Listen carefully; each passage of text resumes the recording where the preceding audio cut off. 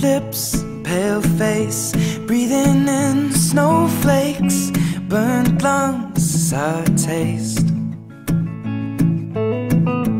Lights gone, days end, struggling to pay rent, long nights, strange men. Congratulations on the success of the EP for a start. Thanks, man. What was your expectations for it?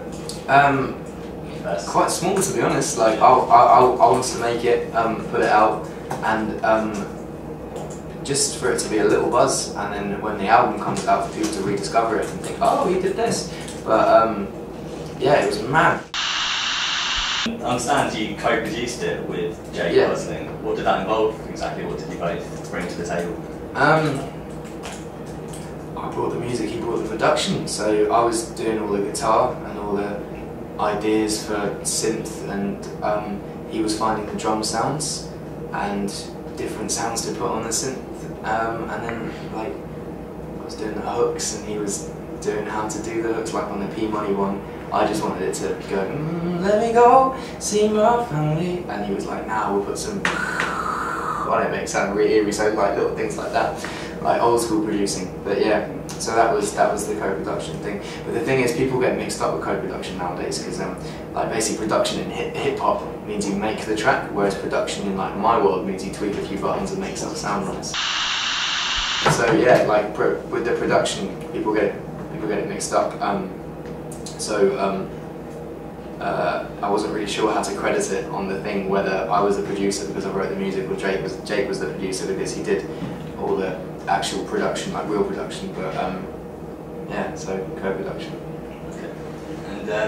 And one thing I noticed I was quite surprised about was the way the people you collaborated with brought to the table. Like, brought like more emotional, deep meaning to the lyrics and whatnot, which you don't really associate with grime. Not that that's a criticism. Yeah, of course, man. Was that part of your thinking beforehand, or it just turned out that way? No, I think I got them on lucky days, to be honest. Like when the first tune I got sent through was the Wiley tune, the U, and when I got it, I was like, man, I'm so lucky to have this. Like I've never heard Wiley go in like this on a tune in a while. So yeah, I think I just caught people on good days and gave them a good subject matter to write to. The thoughts I have could be clear ones, and they can seem vivid. The goals I reach are not near ones, they're further than limits. I block her out, so when I'm looking through my mind, she ain't in it. Can I be free for a minute? Can I be me for a minute? Thoughts I have could be dark ones, even be smart ones. No one gonna have a couple straight from the heart ones. Tell you what I think I will until I depart, mum. It's you that I live for, I'm the first and the last one to love you lots. What's better than thinking about the ones you love?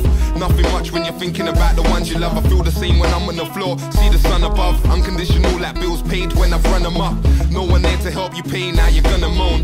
No one there to save the day, now you're all alone. Wish I was born with a golden spoon in my mouth. Fact is I wasn't, so I'm coming from a colder zone. I mean, some people just came with their own ideas. Like when I did the P Money tune and sent it to him, and I would have sent back, and he told the whole story about his car crash. Like, you know, they all went in. They all went in, and I'm really, really happy that they all went in, because it gave it just such a nice brand. Like you can say something like that all the MCs, you know, they bring something new to the table and stuff. I'm glad every single one did that in such a good way, and they really smashed every single track that they were on. Like, yeah, it was good.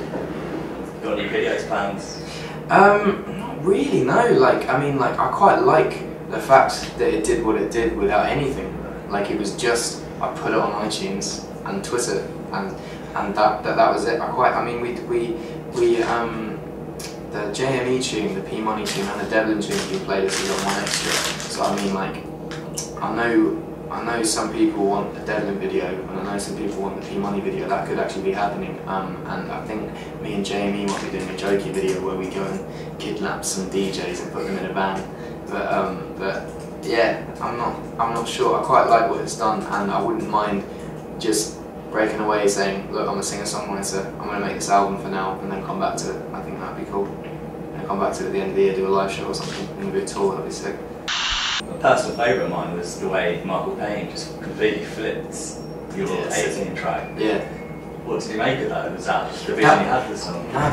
No, because that wasn't even meant to go on it. That was a really weird one. Like, basically the whole collaboration thing was meant to be, I make tracks, give them to them, people work on it, send it back, we go through it together, add different bits, then it comes to collaboration and it goes on the EP. But with that, like, Michael Payne called Justin. He just used to come to a lot of gigs, and he stands out like a sore thumb. He's a big, tall dude with tunnels, loads of tattoos, and this cool dress sense, and he's just always there. And I just got to talking with him, and he just became a really good friend. And then I found out he spat, which was sick, and like I found out he could really, really spit. And one day I did a gig in Old Street, and I had to go back to Chalk Farm to stay on the sofa, and he walked me back, and we spent the whole way talking about music. And then he was like, "Oh look, it's mad you did the A-Team and had the Couple Grams Motherland line," because I wrote a rap 3 years ago called Little Lady. He used to be called Smythe, a rapper called Smythe. He was like, "I wrote a song called Little Lady 3 years ago,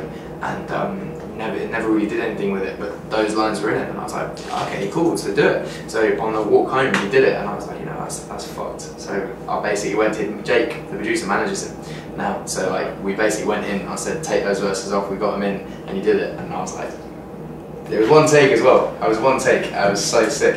And yeah, so that was cool. That was cool. I'm glad that happened. But the amount of good feedback I've got about that, I was expecting people to hate it and be like, "Oh, you ruined our favourite song, the A-Team, blah blah blah blah," but no one said a bad word. And you know, I have people like Just Jack texting me being like, "Who's Michael Payne? He's sick." Or Professor Green being like, "The best track's Michael Payne," and stuff like that on the EP. Like they're all like, it's good for him to be opened up a bit more. Like sick. Yeah, because I actually hadn't heard of it before the EP, to be honest with you, so I was completely shocked just to hear the way, like, firstly to take it on a track like that, as you were saying, and just to do. He's a really talented guy though. Like he's got some big stuff coming up. He's got a song called Fairy Tale, which is on YouTube. It's really good.